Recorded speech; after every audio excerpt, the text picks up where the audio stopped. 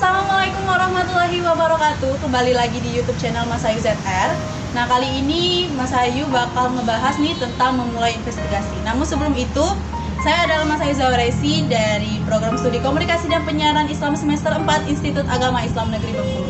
Tentunya teman-teman penasaran dong, gimana sih cara memulai investigasi? Yuk, Mas Ayu bakal bahas di channel kali ini.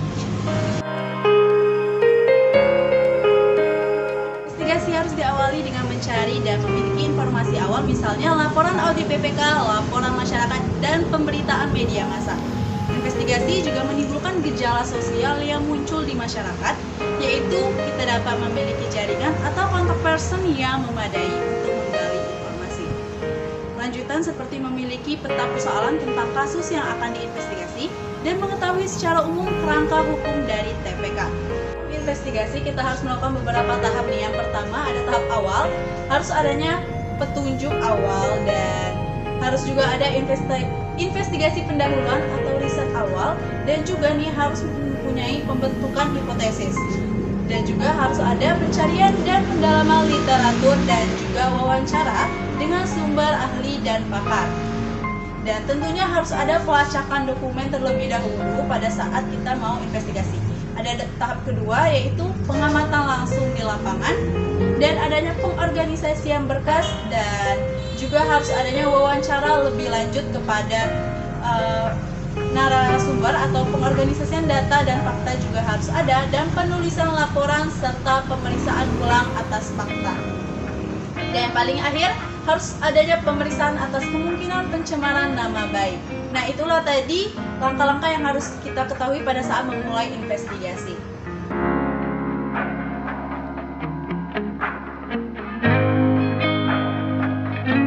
Akan membahas beberapa hal-hal penting yang harus dilakukan dalam melakukan investigasi. Pertama, kuasai ketentuan umum yang berlaku pada kasus yang kita investigasi seperti UU, Kepres PP, Perda, dan lain-lainnya. Yang kedua, libatkan pakar atau ahli yang sukarela mau membantu dan mengembangkan kasus tersebut. Yang ketiga, kuasai masalah yang terkait dengan kasus seperti modus, jenis korupsi, ataupun aturan lainnya. Yang keempat, susun alur sederhana untuk memudahkan pemahaman kasus.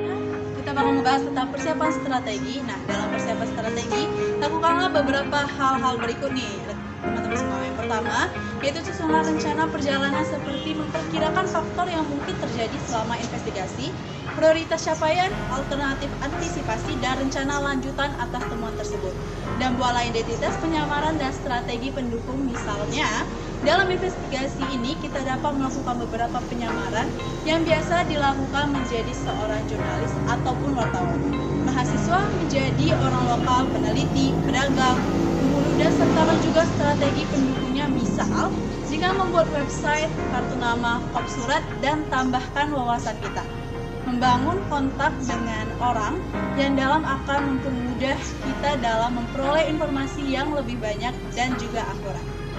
Nah, selanjutnya kita bakal ngebahas lagi ini lebih lanjut, dan stay tune di YouTube channel Mas Ayu ZR.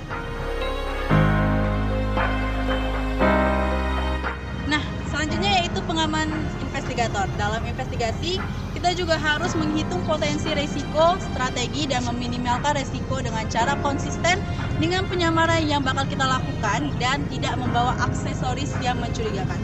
Dan protokol keamanan harus melakukan beberapa hal nih teman-teman semua, yaitu dengan memastikan ketua tim memahami rencana dan setiap langkah investigasi, saling bertukar nomor kontak dan jadwal komunikasi, serta emergency call atau kontak darurat dan langkah penyelamatan. Nah, itulah tadi pembahasan kita tentang cara memulai investigasi. Semoga bermanfaat dan semoga menambah hasanah keilmuan tentang jurnalistik. Terima kasih. Wassalamualaikum warahmatullahi wabarakatuh.